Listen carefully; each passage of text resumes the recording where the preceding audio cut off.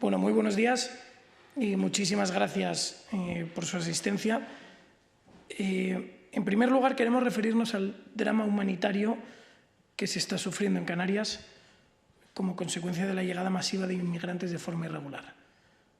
Una niña de 2 años y un joven de 20 han fallecido este martes en un hospital horas después de haber llegado en un cayuco al Hierro. Otro menor de 8 años se encuentra hospitalizado grave y Salvamento Marítimo ha tenido que remolcar a una embarcación con más de 94 inmigrantes. En los últimos 30 días han llegado al Hierro 8 cayucos, 5 de ellos con fallecidos a bordo, 8 personas muertas en total, más otros 7 cadáveres que los supervivientes aseguran que arrojaron al mar. Todas estas muertes deben recaer sobre aquellos que miran para otro lado, especialmente para quienes colaboran y son cómplices del tráfico de seres humanos. No tiene nada de humanitario afirmar, asegurar, permitir y estimular que estas personas se lancen al mar. De hecho, es todo lo contrario. Fomentar esta política de colaboración con las mafias es una terrible irresponsabilidad que conduce a la muerte, como vemos, por desgracia, en tantísimas ocasiones. Estas personas dejan atrás sus países con la falsa esperanza de encontrar un futuro mejor. Estas muertes deberían remover las conciencias de todos aquellos que, bien en los países de origen o bien en los países de destino, fomentan y colaboran con este terrible tráfico marítimo de personas que mete a bebés y madres en una barca, que las arroja al mar, les remolca esos barcos y las lanzan cerca ya de las costas españolas con un fatal destino en muchísimas ocasiones. ¿Qué hace un bebé metido en un cayuco? ¿Por qué no se les ayuda en sus países de origen? No queremos bebés ni niños jugándose la vida en el mar. No queremos tampoco jóvenes o adultos, peligrosos muchos de ellos, sembrando el pánico en nuestros barrios.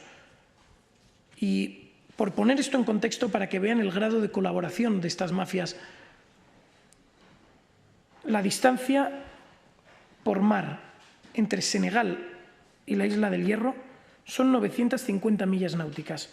Se necesitan entre 8 y 12 días de viaje de un cayuco para llegar. No es posible que estos cayucos realicen ese viaje en solitario. No es posible que estos cayucos lleven ni siquiera la cantidad de combustible necesaria para realizar este trayecto. Son realmente esas mafias las que cerca de las costas recogen a estas embarcaciones, las remolcan durante un puñado de millas y las arrojan ya cercanas a las costas europeas. Y solo Vox se atreve a decir la verdad.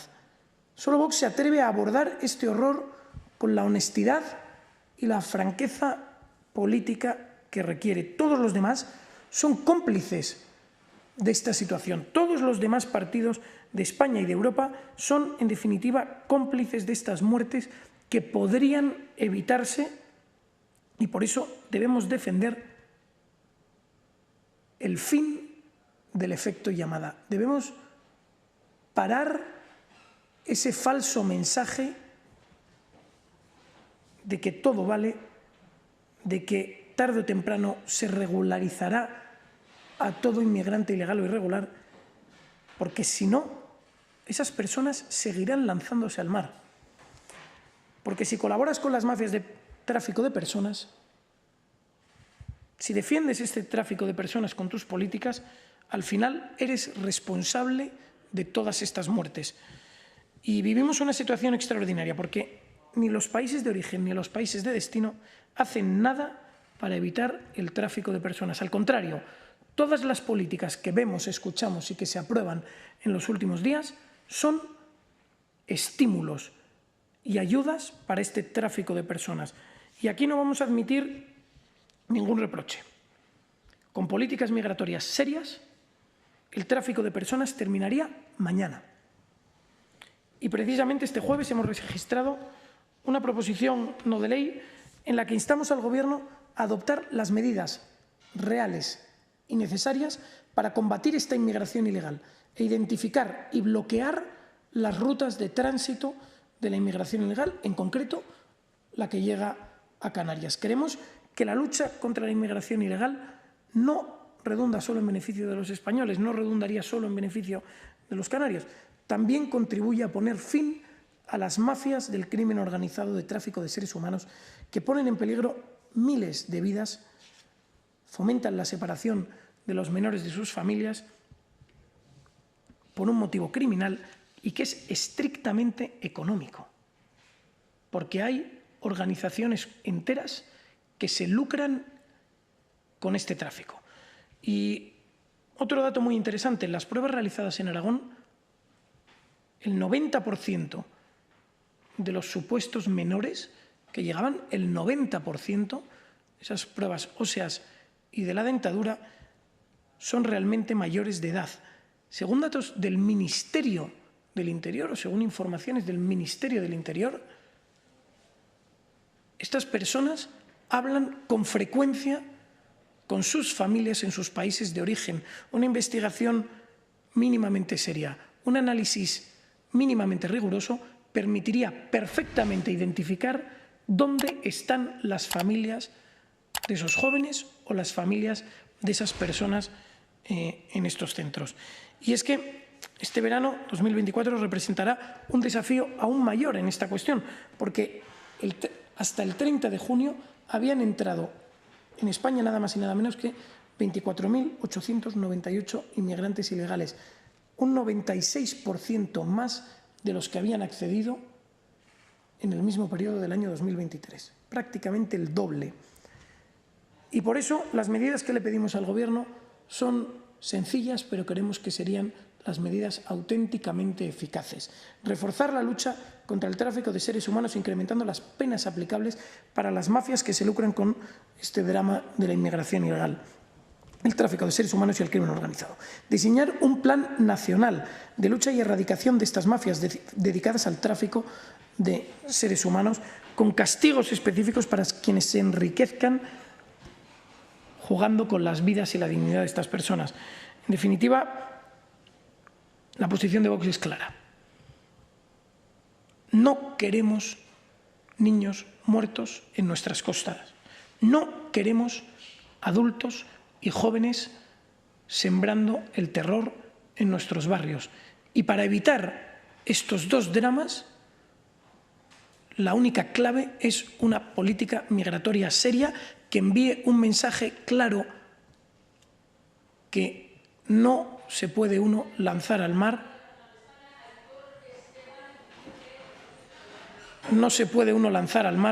puesto que hay gravísimos riesgos en ello y no existe al otro lado un futuro mejor. La otra cuestión que queremos destacar, no por ello menos importante, es la corrupción del Gobierno, el caso de Begoña Gómez. En la sesión parlamentaria del miércoles le lanzamos una pregunta muy concreta a Pedro Sánchez. Santiago Abascal le preguntó con qué consejeros delegados de empresas cotizadas se había reunido o a qué consejeros delegados de empresas cotizadas en España había llamado para que hiciesen negocios con Begoña. Y Pedro Sánchez no respondió. Dio la callada por respuesta. Necesariamente debemos interpretar que han sido muchos los contactos. La propia Complutense ha reconocido que recibió una llamada específica para promover el máster de Begoña Gómez. El propio Barrabés ha reconocido que se utilizaba la Moncloa para los negocios de Begoña Gómez. La situación o la corrupción llega a unos niveles que son absolutamente inaceptables. Y Vox, como bien saben ustedes, está llevando la acusación por este asunto estamos trabajando en los juzgados para esclarecer hasta el último detalle de esta situación. Preguntamos, interrogamos y continuamos proponiendo pruebas y testificales para que se esclarezcan hasta los últimos hechos. La situación, por lo poco que hemos sabido hasta ahora, es terrible. El caso de corrupción es absolutamente inaceptable y no es posible que una persona, en este caso Begoña Gómez, obtenga todas estas prebendas desde la dirección de un máster y de una cátedra, una persona que no tiene ni siquiera una licenciatura. Todas estas prebendas no es explicable más que por su condición de esposa del presidente del Gobierno. Y fuera de estas dos cuestiones, quedamos a su disposición para cualquier pregunta que tengan. Le quería preguntar, más allá de la propuesta legislativa, ¿qué se puede hacer o qué proponen ustedes que se haga con los menores que están ahora en Canarias, Ceuta y Melilla y que no pueden ser atendidos por falta de medios?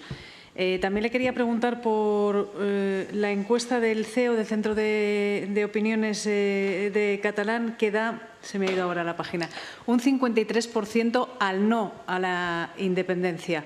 ¿Qué le parece este cambio después de unos años en los que se han aprobado tanto indultos como amnistía? Si cree que tiene algo que ver para este cambio en las opciones políticas de los catalanes. Gracias. Bueno, me habla de dos cuestiones muy diferentes. La primera, lo que debe hacer España es reagrupar a los jóvenes con sus familias. Esos niños, los que sean niños, que estén internados en centros en España, lo que deben hacer es regresar con sus familias. Y como ya les he dicho, según información del Ministerio del Interior, se comunican a diario con sus familias. Una investigación mínimamente diligente, muy sencilla, permitiría localizar de forma clarísima dónde están las familias de estos menores y permitir que estos jóvenes vuelvan con sus familias, que es donde deben estar. Y para aquellos que no son menores, lo mismo. Una investigación muy sencilla permitiría detectar cuáles son sus países de origen y, acto seguido, permitirles que regresen a ellos, que es donde deben estar. Y una acción clara en esta dirección acabaría con el drama humanitario que se produce en nuestras costas en 24 horas. En el momento en el que ese flujo, ese tránsito sea evidentemente cortado y que aquellos que transgreden nuestras fronteras se vea que son reubicados en sus países de origen, ese tránsito terminaría en 24 horas. Y eso es la política que debería seguir el Gobierno y eso es lo que nosotros hemos propuesto desde que estamos en las instituciones. Y antes de forma no institucional. Y la segunda cuestión, bueno, creo que esas meras opiniones realmente no deben ni condicionar, ni lastrar, ni dirigir la política nacional de España. La unidad de España no se discute. La unidad de España es una cuestión que está por encima de la libre disposición de los gobiernos o de los políticos. No podemos mercadear con la unidad de España, no es nuestra para disponer de ella en términos jurídicos, no es un objeto de libre disposición, de nuevo, en términos jurídicos. Por lo tanto, esas encuestas, más allá de una mera curiosidad, no deben dirigir ni, en ningún caso, marcar la política del Gobierno en ninguna dirección.